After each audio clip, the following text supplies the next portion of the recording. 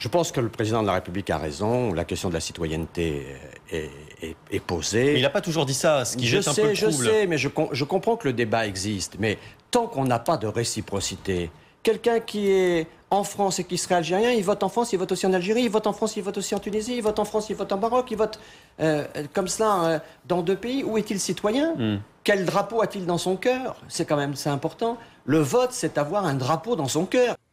Le droit de vote des étrangers, c'est contraire à l'essence même du pacte républicain français. Ça renvoie aux origines mêmes de ce qu'est la construction de la République. Et ce qui me gêne aujourd'hui, dans l'approche socialiste défendue, consistant à dire on donne le droit de vote aux étrangers, c'est qu'en fait, qu'est-ce qui est derrière? Il faut là aussi être dans la clarté. On est prêt à brader les idéaux de la Troisième République pour acheter un communautarisme électoral. Le droit de vote ne vient pas indépendamment de la citoyenneté. C'est citoyenneté avec un lien indéfectible avec le droit de vote. C'est ça la République.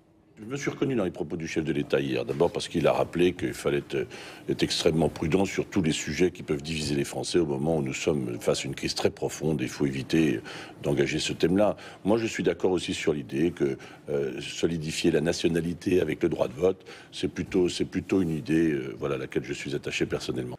Moi, j'ai été très frappé de voir que Nicolas Sarkozy avait déjà proposé le droit de vote des étrangers.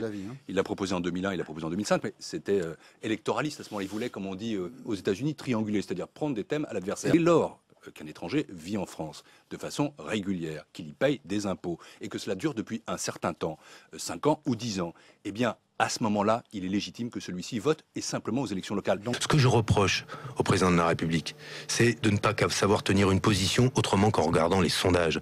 Qu'il tienne une position un peu ferme sur un sujet, mais c'est surtout... Il n'a pas la stature. Il n'est pas courageux. Il faut être courageux quand à un moment, il faut faire un travail sur les consciences. Il faut assumer des positions, même quand vous n'êtes pas majoritaire parfois au départ. Être courageux, c'est pas demander des efforts aux plus faibles. Être courageux, c'est tenir le cap face aux puissants.